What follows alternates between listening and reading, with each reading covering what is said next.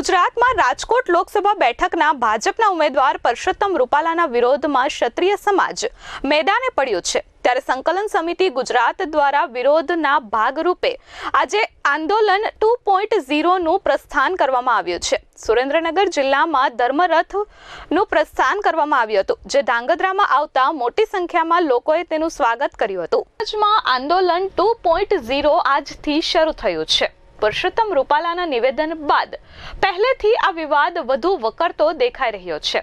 ત્યારે ક્ષત્રિય સમાજનું જે સંમેલન મળ્યું હતું તેમાં જો ફોર્મ પરત ના ખેંચે અને રદ ન થાય તો 2.0 આંદોલનના મંડાણ કરવામાં આવશે તેવી જાહેરાત કરવામાં આવી હતી। ત્યારે સુરેન્દ્રનગર જિલ્લામાં આજે ધર્મરથનું પ્રસ્થાન કરવામાં આવ્યું છે। ક્ષત્રિય સમાજે પહેલેથી જ નક્કી કર્યું હતું કે આ ધર્મરથ ભાજપ વિરોધી પ્રચાર અને પ્રસાર કરશે, જે દરેક જિલ્લા, તાલુકા અને ગામોમાં જશે। ત્યારે સુરેન્દ્રનગર જિલ્લાના શક્તિનું ધામા ગામેથી ધર્મરથનું પ્રસ્થાન કરવામાં આવ્યું છે। ધર્મરથ સુરેન્દ્રનગર જિલ્લાના 10 તાલુકાઓમાં અને ગ્રામ્ય વિસ્તારોના ગામડાઓમાં ભાજપ વિરોધી મતદાન કરવા માટે આહવાન કરશે। ધાંગધ્રા શહેરમાં આ રથ આવી પહોંચ્યો હતો। ત્યારે ધાંગધ્રા શહેરમાં રેલી સ્વરૂપે મોટી સંખ્યામાં ક્ષત્રિય યુવાનો અને અન્ય સમાજ પણ અને અન્ય સંસ્થાઓ પણ સહકાર આપવા જોડાઈ હતી। ધાંગધ્રા શહેરના ગ્રીન ચોક ખાતે મહાસભાનું આયોજન થયું હતું। મહાસભાના વક્તાઓ દ્વારા કહેવામાં આવ્યું કે આવનાર ચૂંટણીના પર્વને આપણે ઉજવણી સ્વરૂપે ભાજપ વિરોધી મતદાન કરવા માટે આહવાન કરીએ છીએ।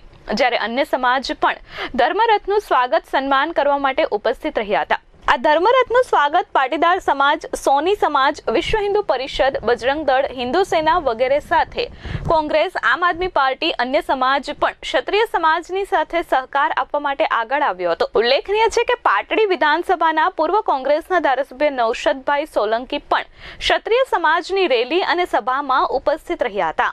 આજે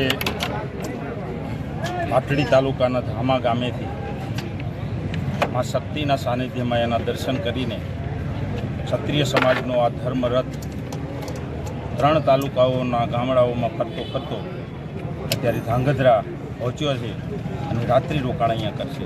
અમારા વડીલ શ્રી વિશુભાભાઈ અને બીજા અન્ય ક્ષત્રિય સમાજના આગેવાનો આ રથની સાથે છે।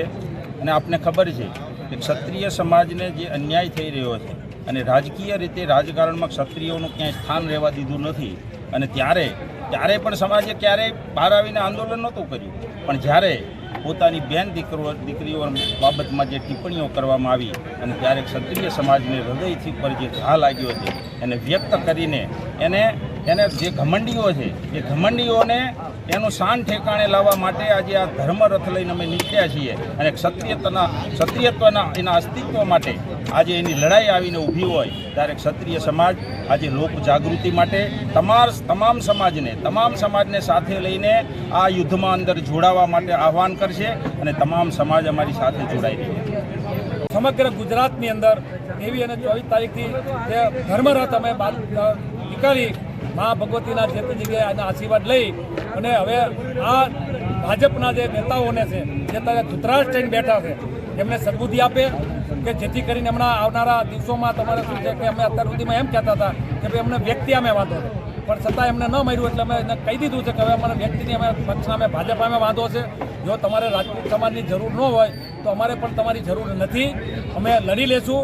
એના પરિણામ શું આવે છે, કારણ કે રાજપૂત કોઈ પરિણામ માટે કોઈ લડત કરતો નથી। પરિણામ જે પણ આવે અમારું કર્મ કરવાનું છે, ફળ ઉપરવાના આપવાના છે। એટલે અમારે ન છૂટકે આ ધર્મરથ કાઢી અને જનજાગૃતિ કરી, કારણ કે રાજપૂત સમાજ 18 વર્ષને સાથે લઈને ચાલવાવાળો છે અને અમારી સાથે 18 વર્ષ જોડાયેલો છે।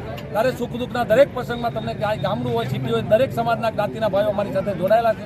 એટલે એનો અમે સહકાર લઈ અને આ જે ભાજપને છે એનો ઘમંડ અમે આ વખતે તોડી અને અમે બતાવશું। ધર્મરથ આજે સુરેન્દ્રનગર જિલ્લામાં સવારમાં ધામા જગદંબાના આશીર્વાદ લઈ અને આજે તમને કોના ધાંગધ્રાની અંદર અત્યારે અમે આવ્યા છીએ। કાલે આ ધર્મરથ તમને કોઈ હળવદ તાલુકા એના ગામડામાં જ છે। Dharmesh Rabari, S24 news, Dhrangadhra.